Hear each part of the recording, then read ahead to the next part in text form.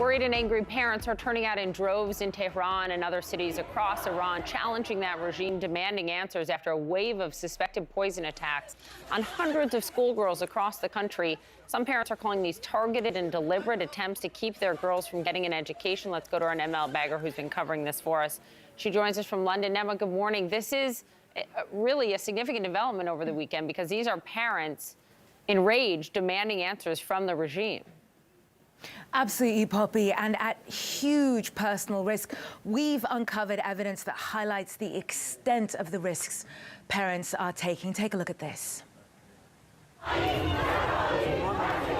Furious parents outside an education office in Tehran,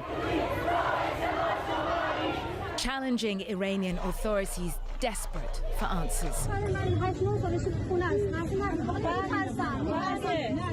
After what is believed to be the worst day of incidents of suspected poisonings at girls' schools. These videos were filmed on Saturday, which marks the start of the school week in Iran. For months now, Iranian schoolgirls and their families have been speaking out about incidents of suspected poisoning. The numbers of incidents reported to CNN in the dozens. Then, over the weekend, dozens more. CNN was able to verify these new incidents using video and witness testimony across 10 provinces. The US and others are calling for Iran's authorities to investigate these incidents.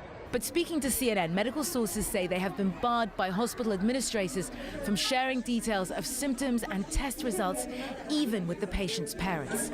We dubbed this doctor's voice for his safety. I'm inside Iran. My phone is being monitored. I can't share any more with you. Iran's interior minister, after months of vague statements, now says suspicious samples have been found and are being assessed at laboratories. Parents, though, say they don't trust authorities to investigate. To hell with this country and its rulers. We would be better off without a leader. This is our country. They don't know what they're doing. They don't even have medicine. All the incidents begin in a similar manner, as described to us by students. A noxious smell, and then I felt dizzy and fainted. I had dimness of vision and heart palpitations. All of us had identical symptoms. Palpitations, my hands and legs were numb and frozen. I was shaken. We had tears coming out of our eyes.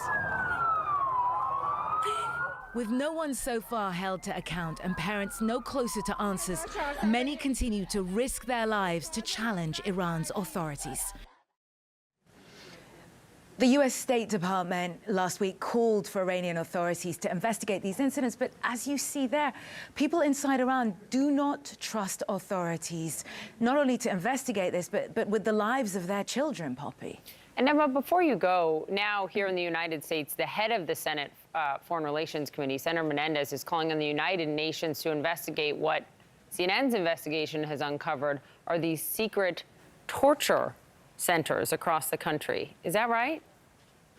Absolutely, and we've already been hearing from some of our sources this morning, and they really feel it's a huge vindication for the huge risks that they took in speaking to us. But just to kind of pull out a little bit, it also, to contextualize this for you, speaks to the ways that the US is now pushing much harder on an international stage, because the Senate Foreign Relations Committee is the US government's foreign policy lead.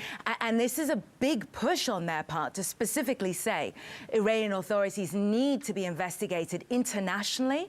It speaks to the US trying to take a harder line on what the Iran regime is doing to its own people, Poppy. I think the real question is going to be how much access can the UN get and what sort of teeth of course. do they have? Nema, great reporting as always. Thank you.